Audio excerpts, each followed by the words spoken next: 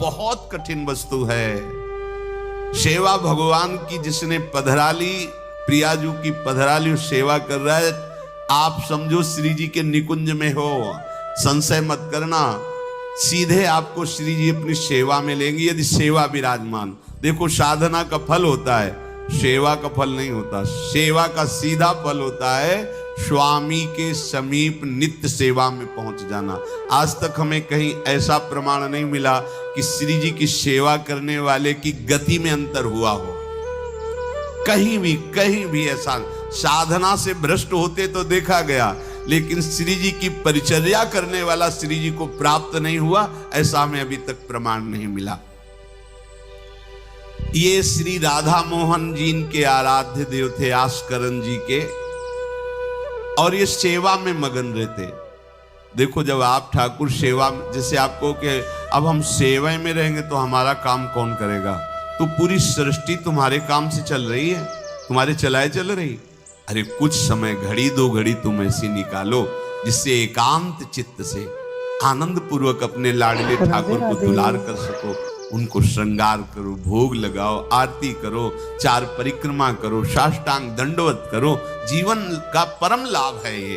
पर नहीं, आप खाएंगे हलवा, गरम गरम पकौड़ी, चाय, और ठाकुर जी के सामने वो सफेद वाले दाना नहीं आते, चिरौरी रख दो अरे भाई तुम क्या कर रहे हो, चोरी कर रहे हो तुम। घर में ठाकुर विराजमान, घर के मालिक विराजमान, हमें जल्दी ऑफिस जाना है, गरम गरम परेठा ये वो सब, और ठाकुर जी के सामने हम तो देखते हैं जैसे कोई ठाकुर जी के दर्शन कराने के लिए लाता है तो 4 टाफी, वो भी प्लास्टिक से लिपटी हुई, मतलब देख केवल ले, खा भी नहीं सकते हो क्योंकि प्लास्टिक लगी हुई, ऊपर कवर एकदम ऐसे रखे हुए हैं। वो बोले हमारे लड्डू गोपाल हैं।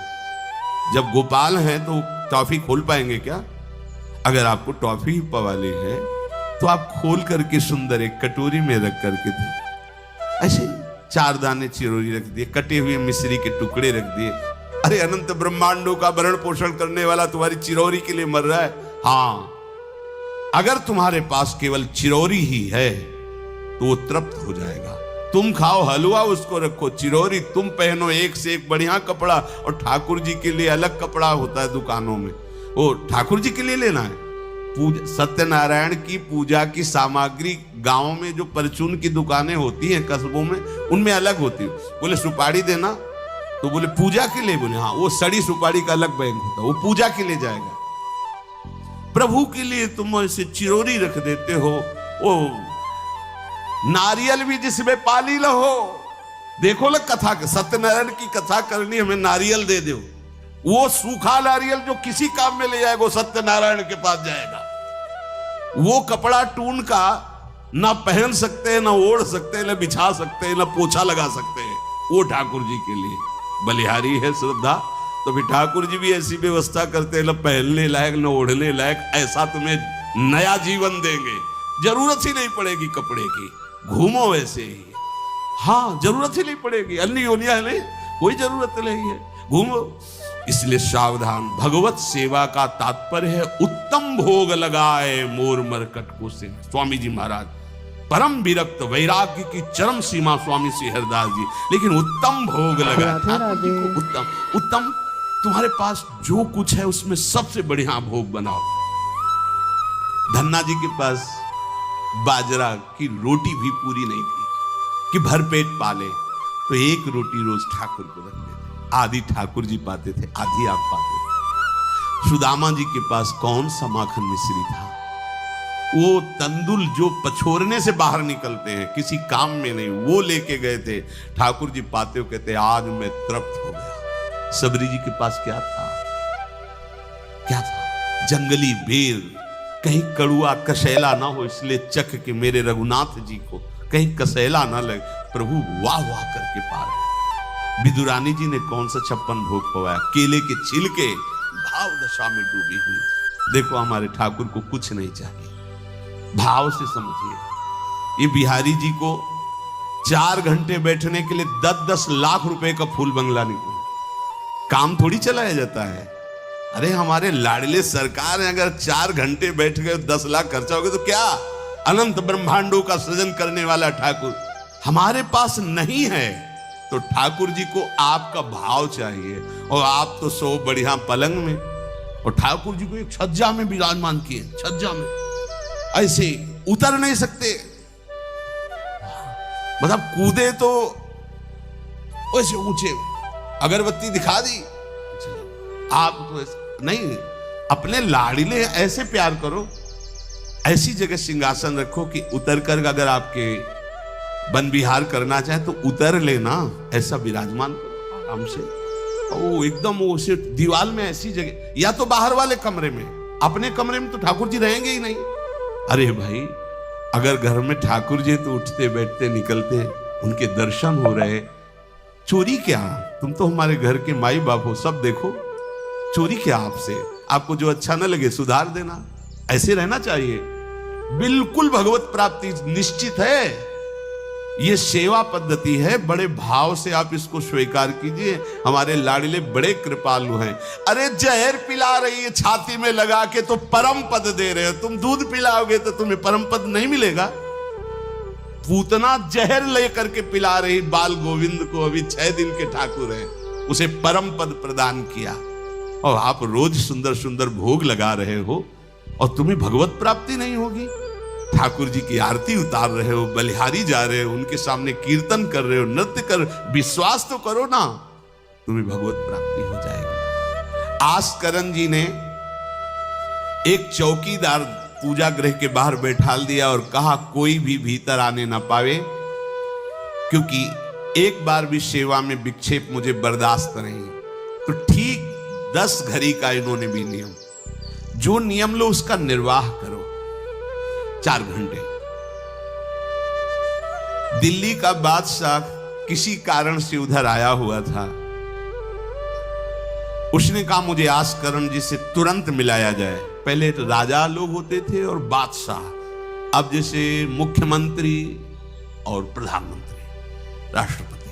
तो जो मुख्यमंत्री हैं ये राजा है प्रदेश के, और वो संपूर्ण राज्यों का बादशाह उसे कहा जाता था। आस्करण जी को शीघ्र हमारे सामने उपस्थित किया जाए। प्रार्थना की कि महाराज असंभव, इस समय आस्करण जी महाराज अपने ठाकुर जी की सेवा में हैं और उनका आदेश है 4 घंटे कोई हमसे बात ना करे।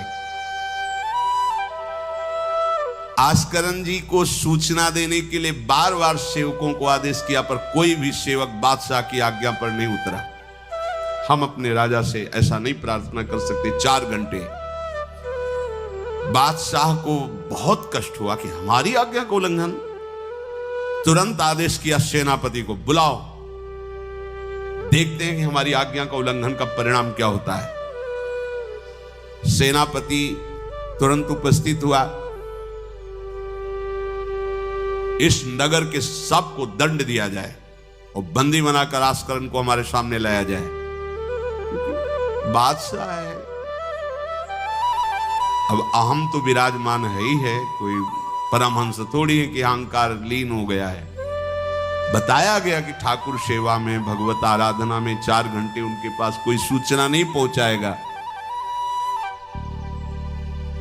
बादशाह की आज्ञा का उल्लंघन करने के कारण सब सैनिक जितने थे दब रहे थे। महाराज की तो आज्ञा है कि सूचना न दो, पर यहां तो सब गड़बड़ हो रहा है। बादशाह ही नाराज हो गया।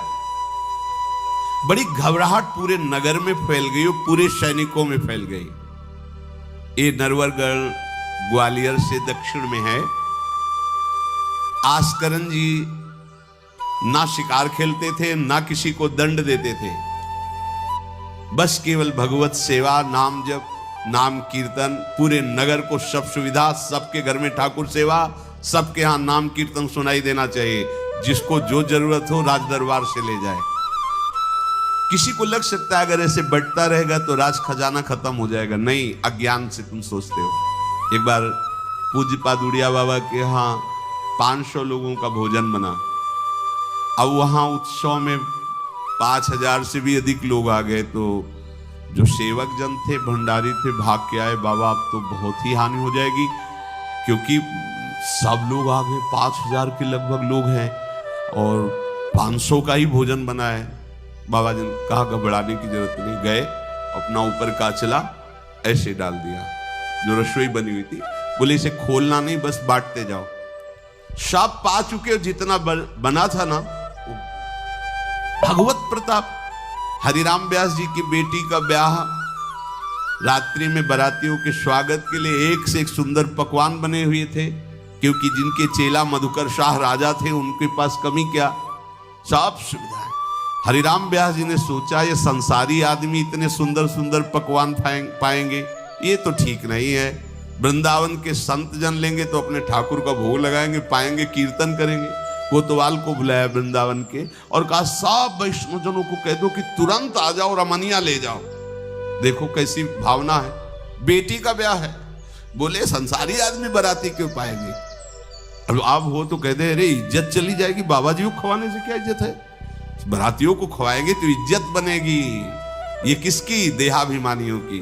और अपनी इज्जत क्या है, श्यामा श्याम। अगर रसिकों को पवाएंगे तो हमारी इज्जत बन जाएगी, श्यामा श्याम प्रसन्न हो जाएंगे। तो श्यामा श्याम प्रसन्न हो जाएंगे, बाराती भूखे रहेंगे, ऐसा कैसे हो सकता है, ऐसा हो ही नहीं सकता है। हरिराम व्यास जी के, अब उनके लिए तो कोई रोक नहीं, उन्हीं की बेटी का तो ब्याह है। जो भंडारे में सब जमा थे, लड्डू गुलाब जामुन ये वो सब भर भर के अमनिया, ले जाओ ले जाओ। अब ब्रजवासी संत जन सबको बांट दिया, पर जितना भंडारा था उतना ही भंडारा। कर तुम अकर तुम अन्यथा कर तुम सर्व समर्था सा ईश्वरा।